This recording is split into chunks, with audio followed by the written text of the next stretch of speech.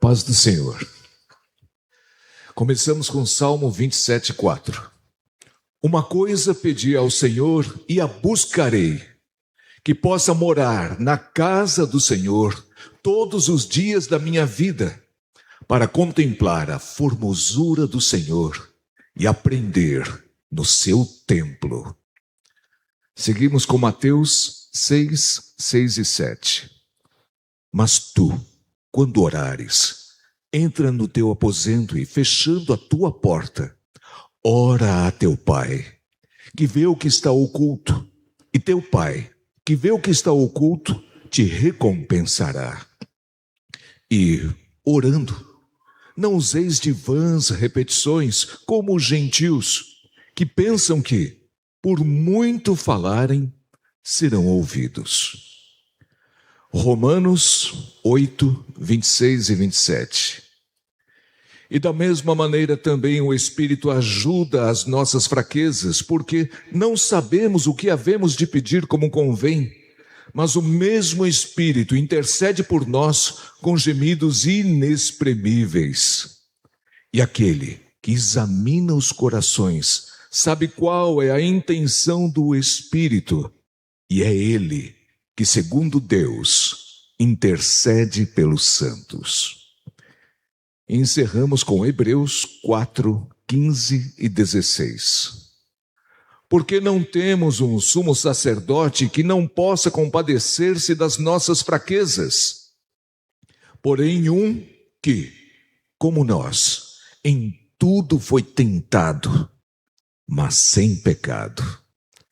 Cheguemos, pois, com confiança ao trono da graça, para que possamos alcançar misericórdia e achar graça, a fim de sermos ajudados em tempo oportuno. Amém. A paz de Cristo, bom dia. Vocês ouviram a voz de Deus aqui hoje de manhã, amém? Glória a Deus. Podem se assentar.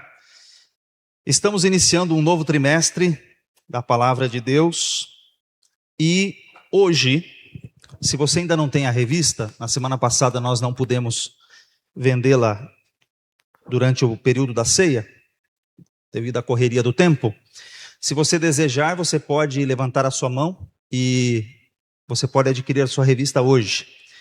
Também temos um livro de apoio, se você desejar. O livro custa R$ 49,90. Você pode somar com a revista, que custa R$ 11,00 a de aluno, R$ 16,00 a de professor. Você pode dividir, se você quiser, o livro em 2, 3 vezes. Se você é pai de adolescentes e deseja adquirir a revista de adolescentes, também temos revista de adolescentes. E temos uma sala também especial, que é a sala de discipulado. Para quem batizou recentemente, aqui nós temos 13 lições sobre o discipulado. E hoje quem estará dando aula do discipulado, está lá o pastor Rinaldo. Então, se você acabou de ser batizado, você ainda está no processo de iniciação da fé, você pode ir lá com o pastor Rinaldo. Os jovens de 18 a 35 anos, com o professor Manu, aqui na sala do UNA Antigo. E os adolescentes podem acompanhar o professor Marcondes, que estará ali no auditório. Ok? Muito bem. Estamos no ano da oração e este terceiro trimestre da nossa Escola da Palavra vai tratar sobre os temas da oração, o ministério da oração. Por isso, vocês terão, durante este trimestre, 13 lições muito abençoadas. Se a mídia puder me ajudar, que eu tentei aqui, não foi agora.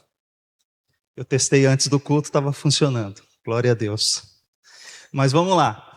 Nós temos 13 lições abençoadas que nós vamos estudar nesse trimestre. Agora sim, voltou. Obrigado. Nós temos 13 lições que nós vamos estudar sobre o ministério da oração. Então, hoje é só o início de mais um estudo. Como semana passada foi a ceia, hoje eu vou fazer uma consolidação das 2 primeiras revistas, lição de número 1 e lição de número 2. Vamos falar sobre a natureza bíblica da oração e vamos falar sobre os grandes propósitos da oração. Então, hoje nós vamos falar de 2 temas dentro desta lição. Bem, eu quero que você leia comigo aqui na tela o texto áureo desta lição. Juntos, 1, 2, 3, suba.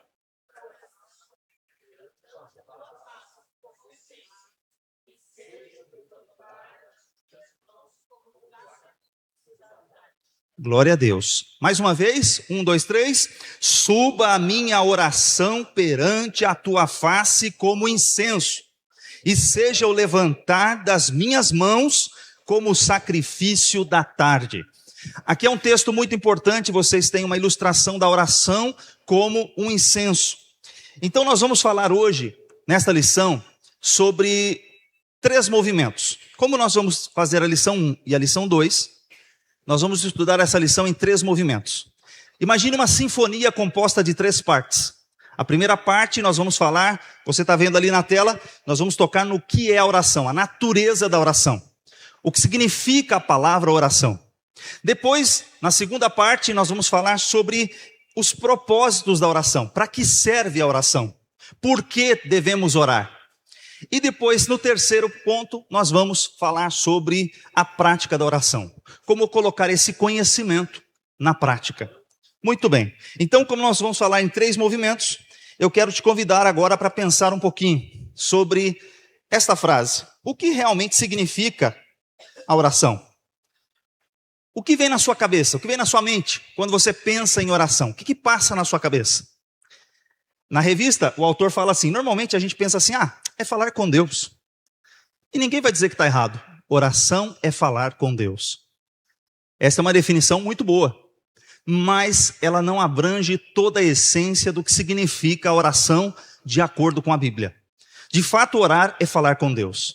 Alguns talvez pensem, a oração pode ser talvez uma lista de pedidos? Mas deixa eu te dizer que não é.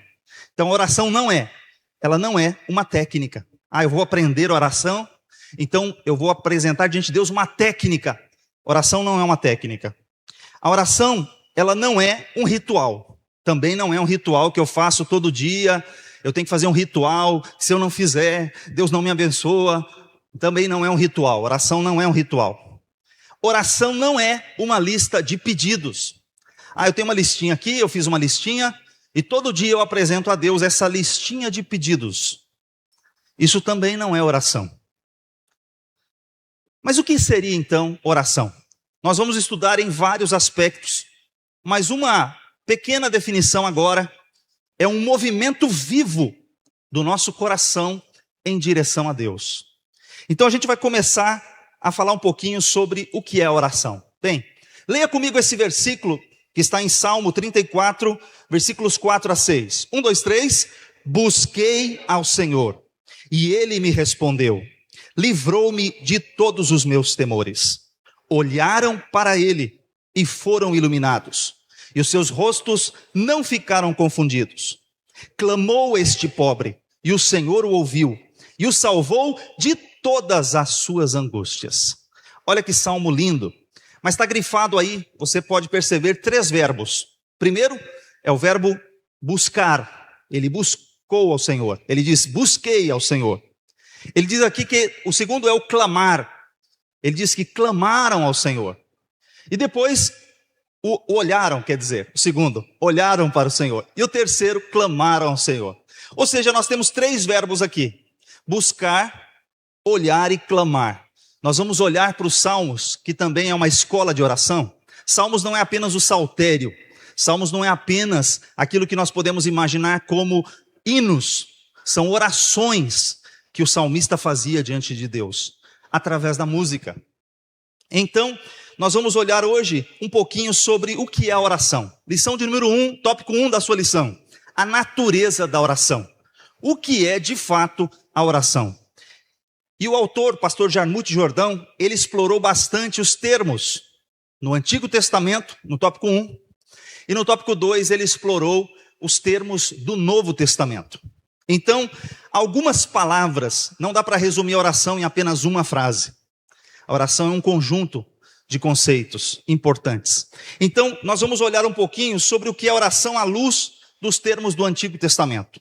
O tópico 1 da sua lição vai abordar algumas palavras que vão destacar o que é a oração. Bem, a gente começa com o primeiro, que é suplicar.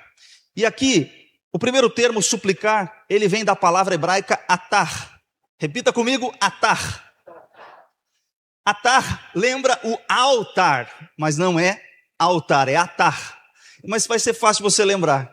Porque suplicar, ela tem um significado de que você clama a Deus. E o seu clamor, a sua súplica, sobe diante de Deus como um incenso de cheiro suave ao Senhor.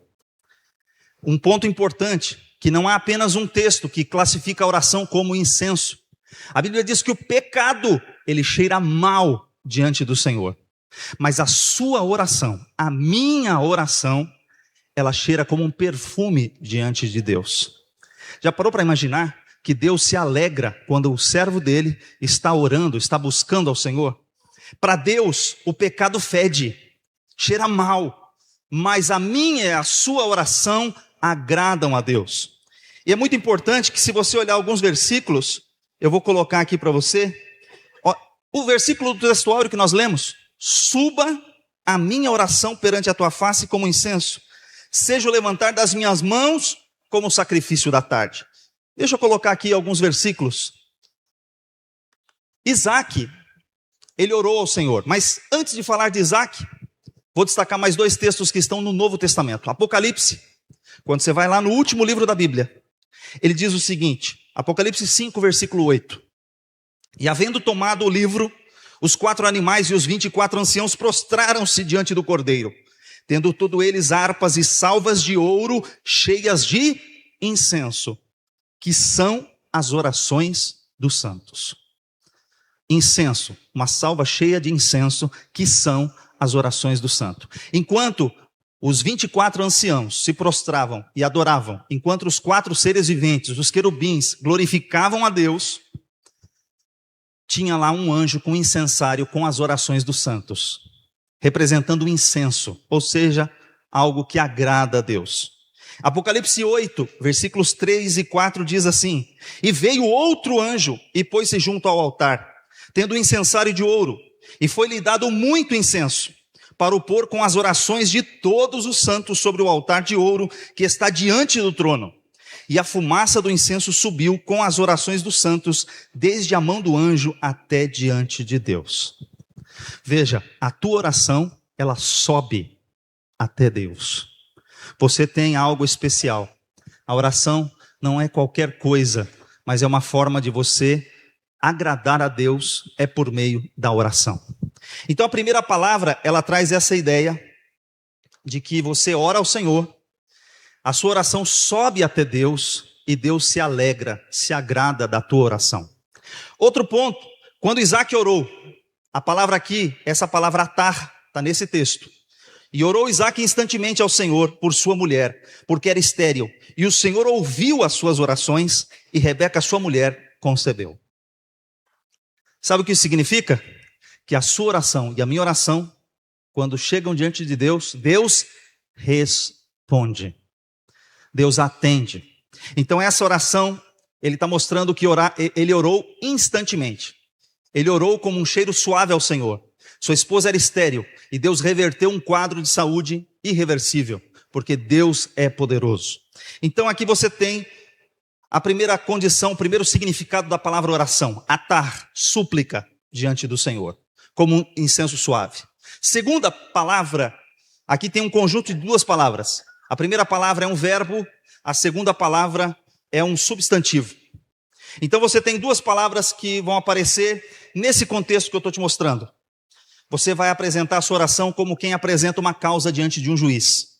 A primeira palavra que está aqui é a palavra palal, que também significa petição, trazer diante de Deus, apresentar diante de Deus a sua causa. E a segunda é tefilá. Essas 2 palavras juntas, elas vão denotar o fato de você trazer diante de Deus a sua necessidade, a sua petição. Você apresenta. Você chega diante de Deus e apresenta a sua oração. E eu pergunto, alguém chega dando carteirada diante do juiz? Algum advogado abusado chega lá e dá carteirada?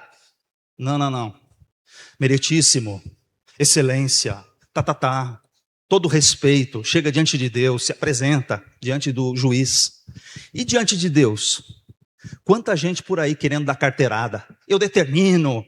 Se o senhor não fizer, eu rasgo a Bíblia. Se o senhor não fizer, eu não sou mais crente.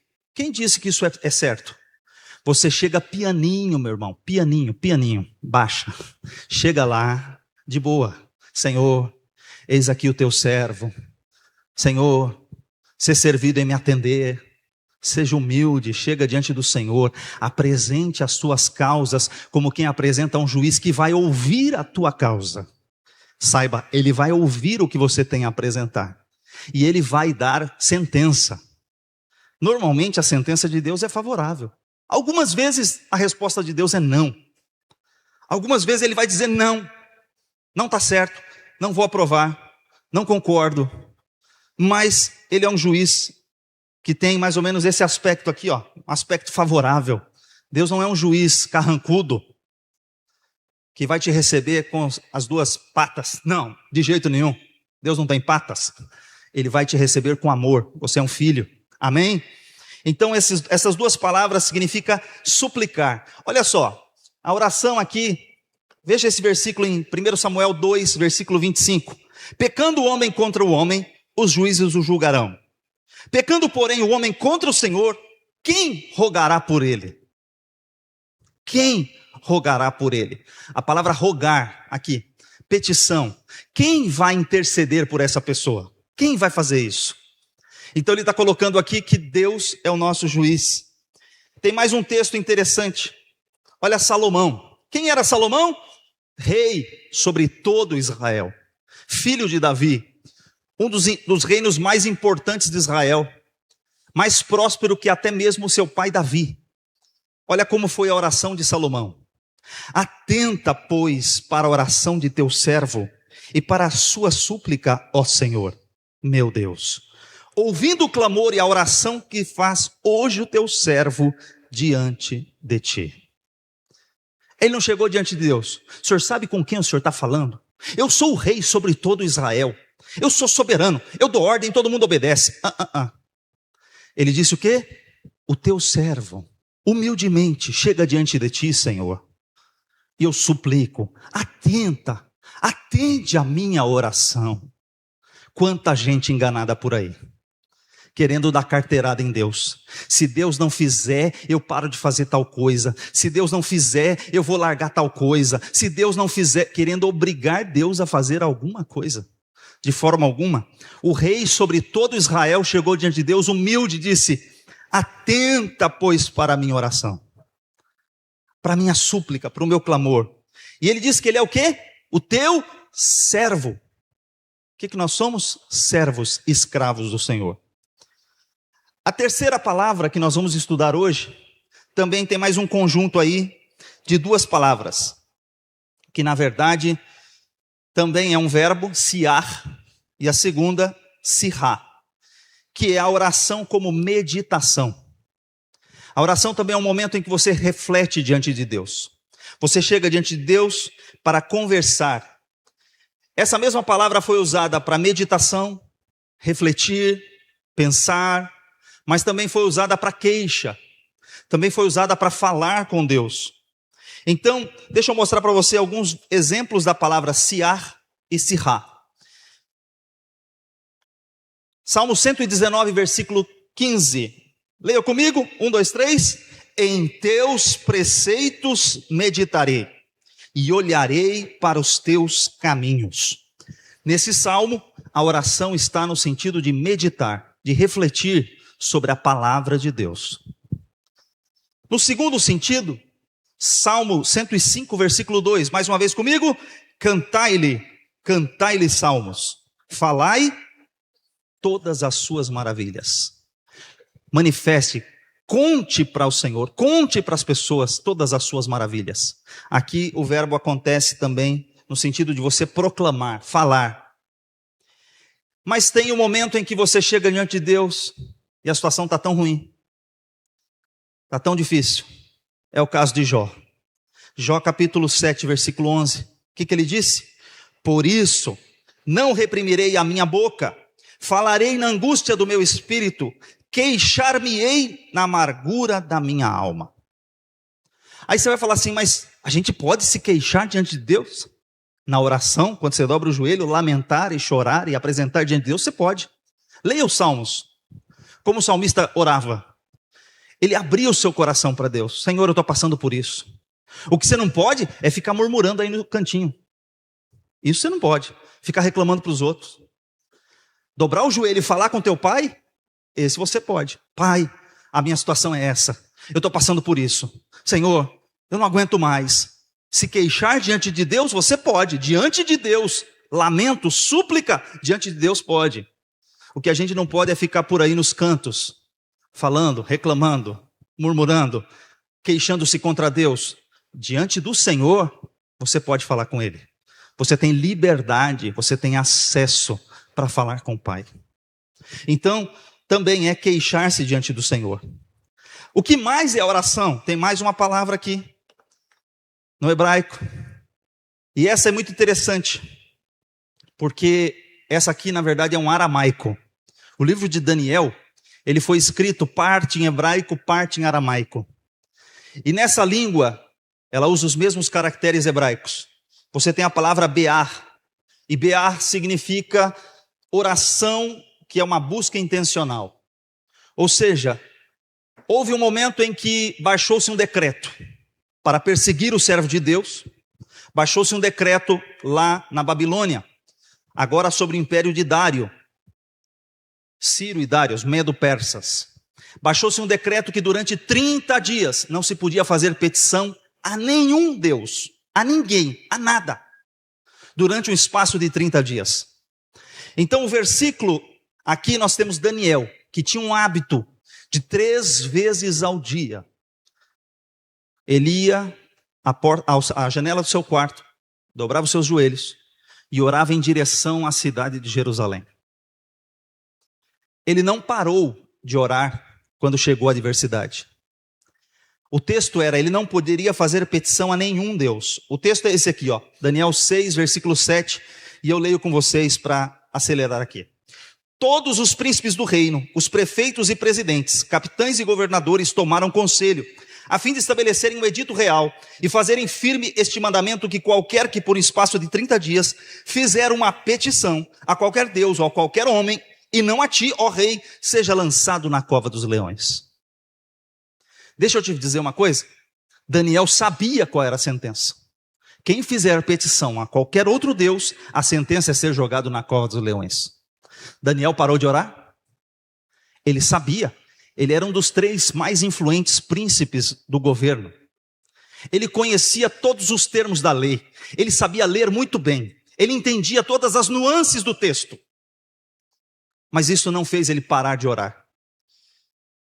Qual que é o resultado?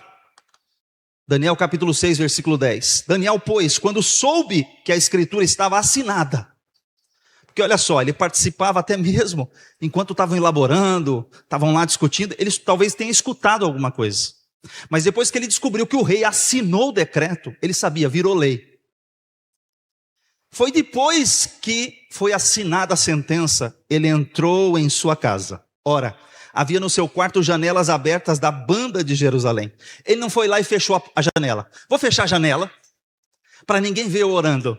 Vou orar aqui na surdina. Ele deixou a janela aberta, para quem quiser ver. 3 vezes ao dia se punha de joelhos. Como é que Daniel orava? Deitado? De pé? Em pé? Correndo? Fazendo caminhada? Ele orava de joelhos. Deixa eu dizer uma coisa para vocês. Esses dias uma irmã foi reclamar para minha esposa, porque ela lá no Kids está colocando as crianças para orar de joelho. Onde já se viu colocar criança de 2, 3 anos de joelho para orar? Não pode fazer isso com as crianças. Se ele não aprender aqui, vai aprender aonde, meu irmão? Se ele não aprender que ele tem que chegar na casa de Deus, dobrar o joelho para orar, ele vai aprender aonde, meu irmão? Se ele não aprender quando ele for criança, você acha que depois que ele chegar na tua idade, ele vai aprender, meu irmão? Deixa eu te dizer, eu falei para ela, continua. Deixa a irmã reclamando. Deixa a irmã reclamar. Deixa a irmã falar com o pastor Henrique. Como é que é? Está reclamando porque ela está ensinando as crianças a dobrar o joelho e orar? Como é que é o negócio? É isso mesmo que eu estou ouvindo? Não está reclamando porque eles estão fazendo outra coisa, porque estão pecando. Está reclamando porque as crianças estão dobrando o joelho para orar, para falar com Deus, com o Papai do céu. Papai do céu, muito obrigado por esse dia. Estão reclamando? Ah, meu irmão, nós estamos muito enganados. Nós estamos muito enganados. Daniel orava com quase 90 anos de idade, de joelhos. Ah, mas ele não pode mais dobrar o joelho porque ele está de idade. Artrite, a rinite, sei lá o que é o nome dos trem aí. Os nomes de doença de ossos, artrite, sei lá o que. Ah, mas ele dobrava o joelho com quase 90 anos de idade e orava ao Senhor, como fazia sempre. Tudo bem se você tem problema de saúde, meu irmão. Eu entendo. Se você realmente tem problema no seu joelho e não pode orar de joelho, eu entendo. Deus recebe a sua oração sentado. Deus recebe a sua oração deitado. Porque Ezequias orou deitado. Mas deixa eu te dizer, se você tem joelho, se você pode ajoelhar, faça isso diante de Deus. Não perca o hábito. Não perca a boa prática. Há bons costumes que a gente não pode deixar. Dobre seu joelho diante de Deus. Ele dobrava o seu joelho e dava graças. Irmão, ele está agradecendo no momento que tem um decreto que ele vai ser lançado na cova do leão. Ele está agradecendo a Deus. Obrigado, Senhor. Diante do seu Deus, como também antes costumava fazer. Ele não mudou sua prática porque tinha um decreto que proibia a oração. Amanhã sai um decreto que é proibido pregar. Você vai parar de pregar? Amanhã sai um decreto que é proibido orar. Você vai parar de orar? Amanhã sai um decreto que é proibido tal coisa, você vai parar de fazer? Vamos seguir o exemplo de Daniel. Esses são alguns termos que apareceram no Antigo Testamento. Mas não parou só no Antigo Testamento, vamos para o Novo Testamento. Porque são muitos textos, né? São muitos textos para a gente ler. Vamos lá. Oração à luz dos termos do Novo Testamento. Agora vamos para o Novo Testamento. Chegamos no texto grego. Na tela você tem a oração do Pai Nosso aqui, ó. A oração dominical. Deixa eu mostrar para você. O primeiro termo que aparece aqui é o termo prosérrome. No grego do Novo Testamento, é um movimento intencional em direção a Deus. Essa é a palavra mais usada no Novo Testamento para falar de oração. Ela é composta por duas palavras. O pró, que é estar diante de alguém, e a outra palavra que é para você elrme, para você levar diante de Deus, ou seja, orar diante de Deus. Você não ora diante dos homens. Jesus criticou uma atitude, fariseus que oravam para serem vistos pelos homens. A sua oração não é para ser vista ou ouvida pelos homens. A sua oração é para ser apresentada diante de Deus. E é esse termo que Paulo mais usava nas suas cartas. Apresentar a sua oração diante de Deus. Ela aparece mais de 90 vezes no Novo Testamento. Você vai orar em direção a Deus. Você se aproxima de Deus quando você está orando. O segundo termo que nós temos, ele é uma questão de aproximação. Olha só, é o proskineu. Lembra que eu falei do joelho? A palavra proskineu é adorar. Como que as pessoas chegavam diante de Jesus para adorar? Quando Jesus está lá na manjedoura? Ou, melhor, deixa eu corrigir aqui. Quando Jesus estava na manjedoura, tinha pastores, tinha muita coisa. Mas quando os magos foram adorá-lo, não significa necessariamente que ele estava na manjedoura. Isso é um erro cronológico. Mas quando viram o menino Jesus, quando os magos vindo do Oriente apontaram que eles viram uma estrela há aproximadamente 2 anos, eles vêm e ao chegar em Jerusalém, eles adoram o menino. E como que eles adoram? Trazendo incenso, né? E a mirra, eles se prostram, ouro, incenso e mirra, eles se prostram para adorar. Olha só, o diabo na tentação de Jesus no capítulo 4, ele diz assim, olha, tudo isso te darei, se, primeira coisa, se prostrado me adorares.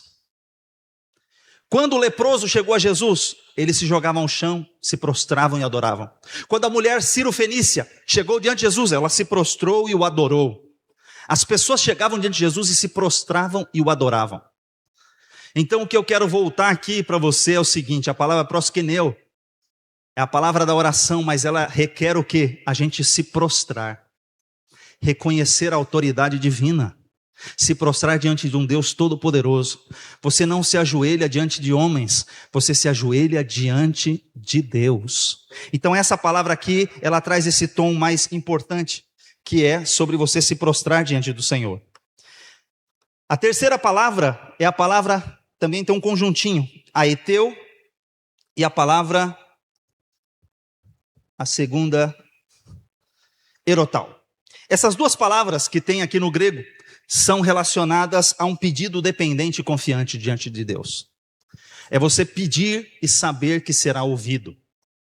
A primeira, você reconhece a sua dependência. Você depende de Deus. E a segunda, você confia que Ele é o seu pai que vai te atender. Normalmente nossos filhos, quando vêm pedir alguma coisa, eles já vêm com aquela carinha de gato de botas, né? Faz aquele olhinho de gato de botas, chega diante de você, ai pai, tá, né? Normalmente o que acontece, ele espera uma resposta favorável. Ele tem uma confiança, se eu pedir, ele vai me dar. As crianças aprendem rápido. E aqui esses dois termos nos levam a pensar o seguinte: Deus, Ele não vai ser enganado por nossos pedidos. Não. Mas Ele, como Pai, Ele vai avaliar o nosso pedido. E sendo o nosso pedido válido, Ele vai atender. Então nós temos confiança. Quando a gente chegar diante do Senhor, a gente tem que confiar que Ele vai nos atender. A gente tem que ter essa esperança. Porque Tiago diz que aquele que duvida é semelhante à onda do mar. Tem gente que já ora duvidando. Vou dar um exemplo para você. Certa vez um irmão contou um testemunho que estava passando a nação por um período de seca. E aí o pastor colocou a igreja para orar, para que Deus mandasse chuva. Aí chegou um dia no culto, o pastor perguntou para todo mundo: irmãos, nós estamos aqui intercedendo, estamos passando por um período de seca, estamos orando para que Deus mande chuva. Aí ele perguntou assim: quem aqui tem um guarda-chuva? Levanta a mão. Nenhum irmão tinha guarda-chuva. Sabe por quê? Estavam orando, mas não confiavam na oração. Você está orando para Deus mandar chover? Traga o guarda-chuva, meu irmão, porque vai chover. Deus vai atender a sua oração e vai chover. Você está orando, confia que Deus vai responder. Então, você pede já duvidando. Não. Senhor, estou orando, não estou vendo uma gota de chuva, mas eu sei que vai chover. Foi isso que ele mandou o menino falar.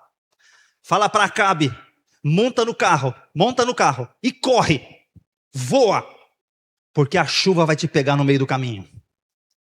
E ele estava vendo só uma nuvenzinha do tamanho da mão de um homem. O céu limpo, irmão, limpo. Uma nuvenzinha do tamanho da mão de um homem. Mas ele falou assim: pode ir lá, porque vai vir abundante chuva. Aleluia. Então, você tem que confiar na sua oração. A quarta palavra é a súplica do necessitado. Tem aqui um texto em Lucas 5, versículo 12, que diz assim: um homem cheio, aqui, o homem leproso, ele foi a Jesus e disse o seguinte: Senhor, se queres, bem podes limpar-me. Ele disse: se o senhor quer, o senhor pode fazer, eu sei que o senhor pode. Essa é uma súplica daquele que precisa, é um clamor, num momento de grande dificuldade. Então ele vai e clama ao Senhor. Ele suplicou e Deus atendeu. E a quinta palavra que nós temos aqui é intercessão em favor de alguém. E aqui tem um texto muito lindo, que nós vamos ler daqui a pouquinho. Mas olha só que interessante, interceder. Interceder é você orar em prol de alguém. E aqui a palavra entikhano, ela fala de você interceder por alguém. Mas é interessante que o apóstolo Paulo, ele destacou em Romanos 8, 26. Ele destacou o seguinte: e da mesma maneira, também o Espírito ajuda nas nossas fraquezas, porque não sabemos o que havemos de pedir como convém, mas o mesmo Espírito intercede por nós com gemidos inexprimíveis. Ele está falando que o Espírito Santo, e é interessante aqui, nós temos a palavra entirrano, que significa interceder. Ok. Agora, o que seria um hiper-entirrano? Hiper. Quando você fala mercado, você tem a vendinha da esquina, você tem mercado, você tem supermercado, e você tem hipermercado. Uau! Quando eu falo que o Espírito Santo hiper intercede por você, o que você entende? Gente, eu não tenho só um intercessor. Eu e você não temos só um intercessor, nós temos um hiper intercessor. Já imaginou que quando você ora, você não sabe como pedir? O Espírito Santo te auxilia nas tuas fraquezas. Ele pega a tua oração, ele transforma essa oração de cheiro suave em algo que Deus entenda e leva diante de Deus e hiper intercede por mim e por você. Amém. Aleluia. O Espírito Santo, ele habita em nós. O Espírito Santo, ele cuida de nós. O Espírito Santo intercede por nós. Então, irmãos, nós temos algo especial. Por que não orar? Por que não fazer? Se nós temos tudo isso à nossa disposição. Então, repita comigo esse versículo para ficar bem forte na sua mente. 1, 2, 3. E da mesma maneira.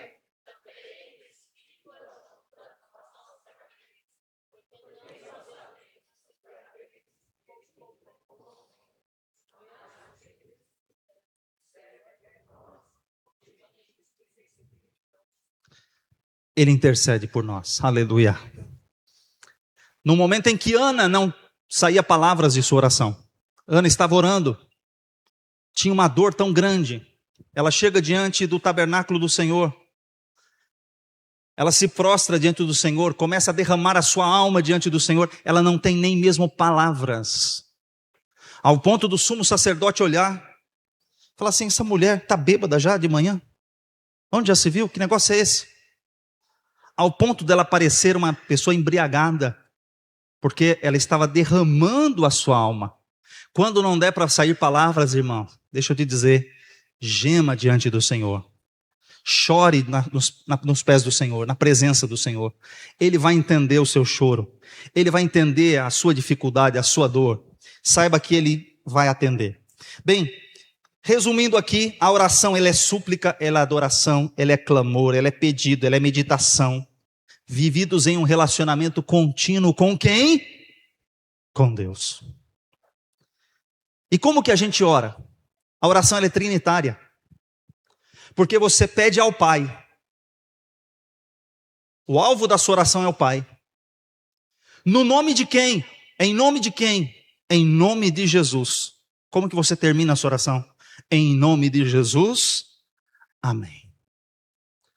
Em nome de Jesus, com a intercessão ou com a hiperintercessão de quem? Do Espírito Santo. Então você dirige a tua oração ao Pai, no nome de Jesus, com a intercessão do Espírito Santo. A oração ela é trinitária.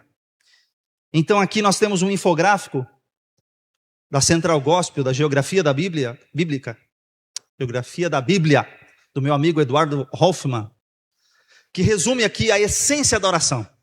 A essência dela é relacionamento, é sinceridade, é intencionalidade, é fé, porque Deus vê o coração. A oração não é repetição vazia, técnica, aparência ou performance. O Pai te vê em secreto. A oração tem algumas formas, ela tem a forma de súplica, ela tem a forma de adoração, ela tem a forma de intercessão, ela tem a forma de clamor. Várias formas, mas Deus é o mesmo. Mas ela também tem um resultado. Ela traz comunhão, ela traz direção para a sua vida, ela traz resposta e ela traz presença de Deus. Aleluia.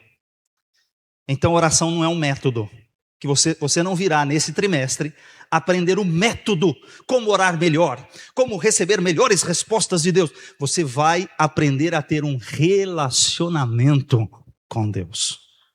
Aprofundar o seu relacionamento com Deus, estar mais próximo de Deus.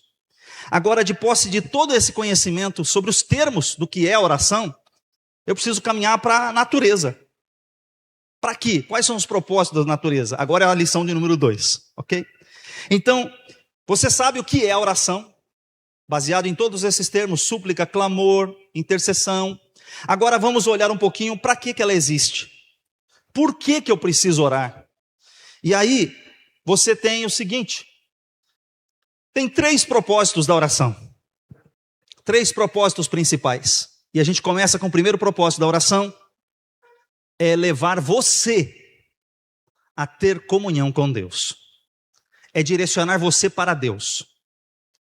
Então, nós vamos falar sobre o primeiro propósito, que é Deus, o segundo, que é a palavra, e o terceiro, que é pelas nossas necessidades.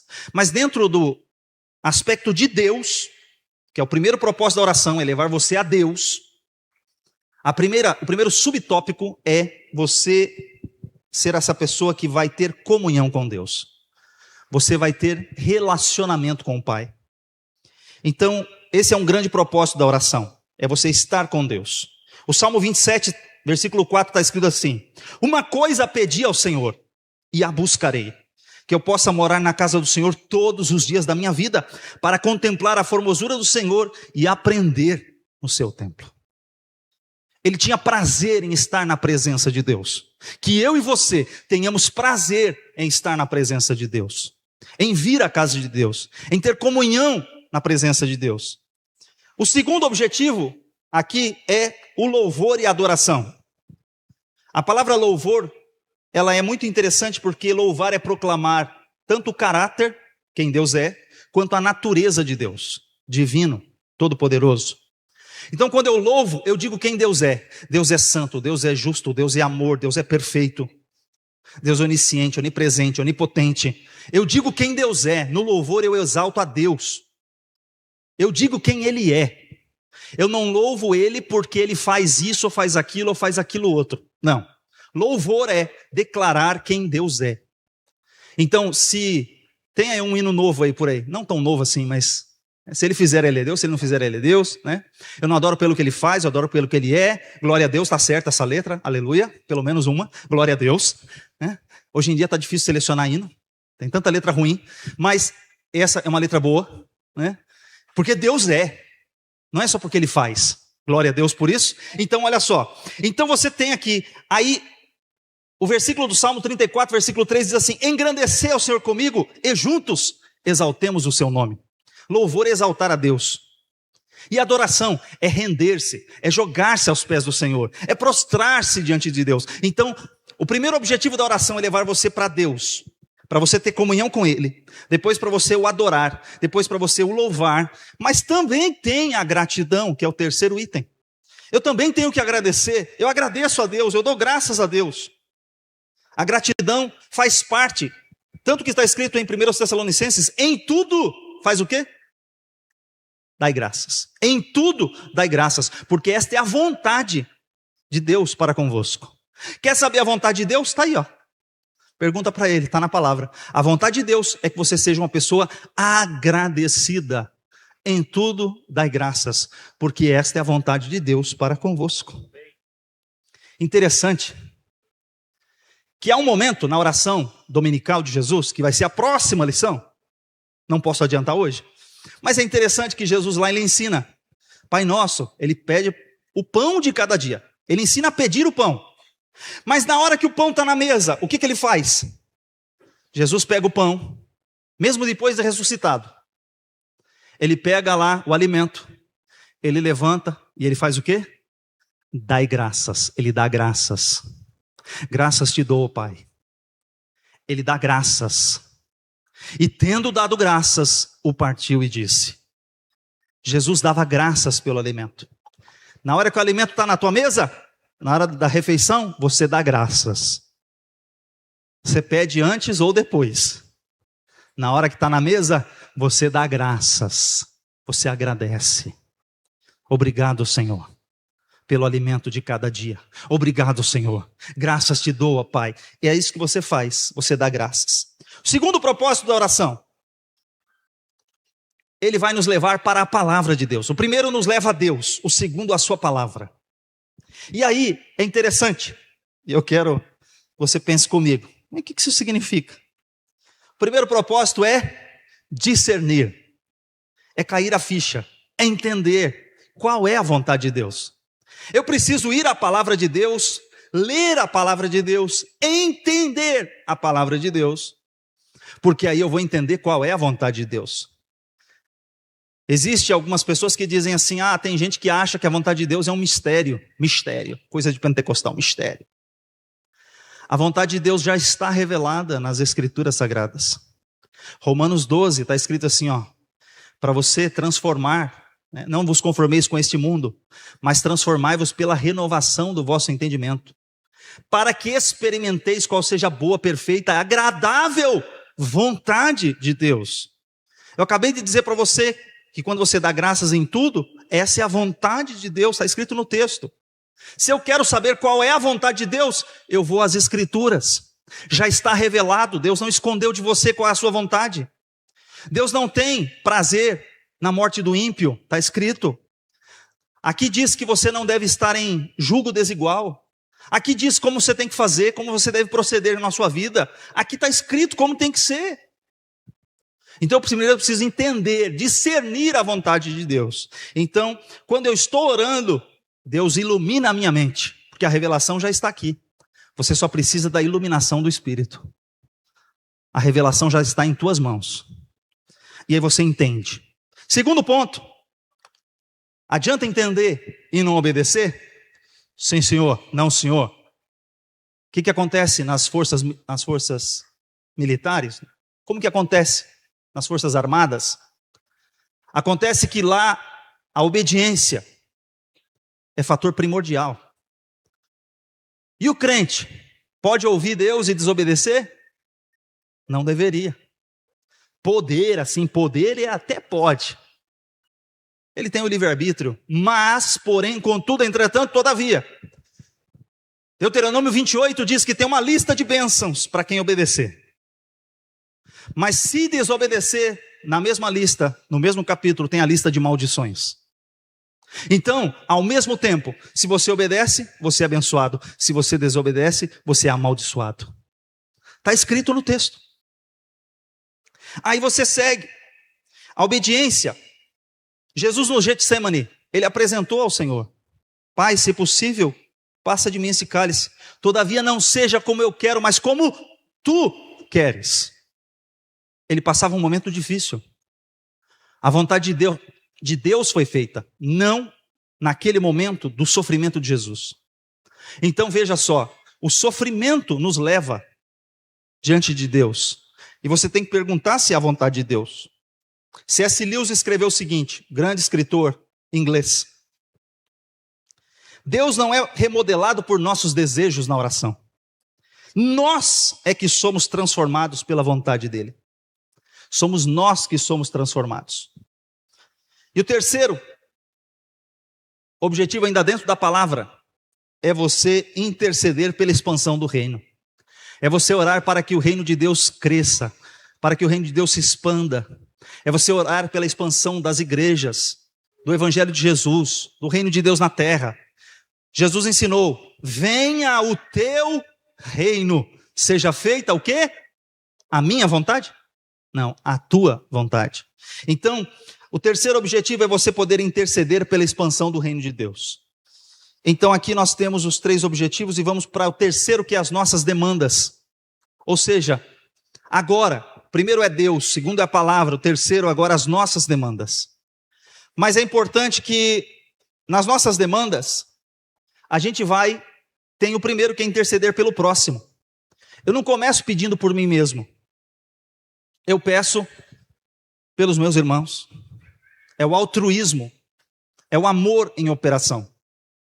Depois que eu falei com Deus, que eu louvei a Deus, que eu exaltei a Deus, depois que eu meditei na palavra, entendi a vontade divina, agora eu venho e intercedo pelo próximo. Então, eu agora vou suplicar, então, em penúltimo lugar, pelas minhas próprias necessidades. Então você pede pelas suas próprias necessidades. Nesse momento, você começa a suplicar por aquilo que você precisa. Aí vem a sua listinha de coisas. Senhor, eu estou passando por isso, eu preciso disso, isso. Senhor, me dá. Porque a Bíblia diz: pedi e dar-se-vos-á. Porque quem pede, recebe, e quem busca, encontra. Então você tem que falar para Deus o que você precisa. Deus já conhece as suas necessidades, mas Ele quer ouvir a tua voz. E o texto diz: pedi. Só que também Tiago nos revela que eu também preciso pedir mais uma coisa para Deus. Se alguém tem falta de sabedoria, faça o quê? Peça a Deus. Sabedoria para quê? Para conduzir a sua vida. O que Salomão fez? Salomão era rei, tinha acabado de assumir o trono. Ele vai clamar ao Senhor e diz: Senhor, eu preciso de sabedoria para saber entrar e saber sair. Eu preciso aprender a conduzir a minha vida e esta grande nação, o teu povo. Ninguém nasceu sabendo. Tenha humildade e peça para Deus. Deus vai te dar a sabedoria que você precisa. Então, qual que é a ordem que protege o cristão? Vamos aqui. Primeiro nível 1, é Deus. Deus está acima de tudo, acima de todos. Primeiro lugar, Deus. Nesse nível você tem comunhão, você tem adoração e você tem gratidão. No segundo nível você vai para a palavra.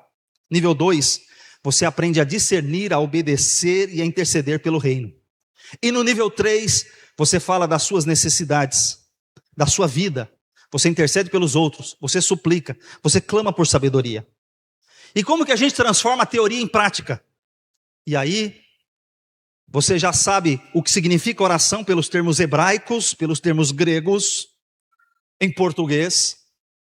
Você já entendeu para que serve a oração? Tá, e agora? Como que eu faço agora no meu dia a dia? Como é que a gente começa? Vamos começar? Fazer uma prática aqui. Aqui tem um resumo. Deixa eu colocar o resumo primeiro. O resuminho do infográfico diz o seguinte, deixa eu ver, acho que eu pulei um. Aqui, ó, é esse aqui. Vamos lá, como que a gente faz? A gente, primeiro, você começa o seu dia, todos os dias. A partir dessa semana, faça isso. Se você não faz, se você já faz, continue fazendo. Se ajoelhe diante do Senhor. Comece primeiro em silêncio, em comunhão com Ele, na presença dEle. Reconheça a presença dEle. Agradeça a Deus. Louve a Deus. Diga quem Ele é. Apresente quem é o seu Pai. Depois, leia um texto da palavra, leia um versículo. Leia um texto.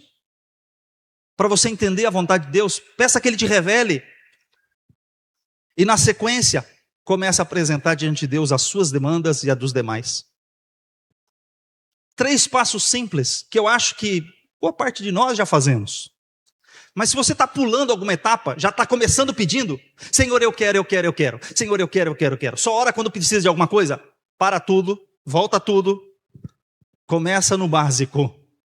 Começa agradecendo, louvando, honrando. Começa no primeiro passo. Vai para a palavra e depois vai para a listinha de pedidos. Mude a ordem, se você está invertendo essa ordem, mude a ordem.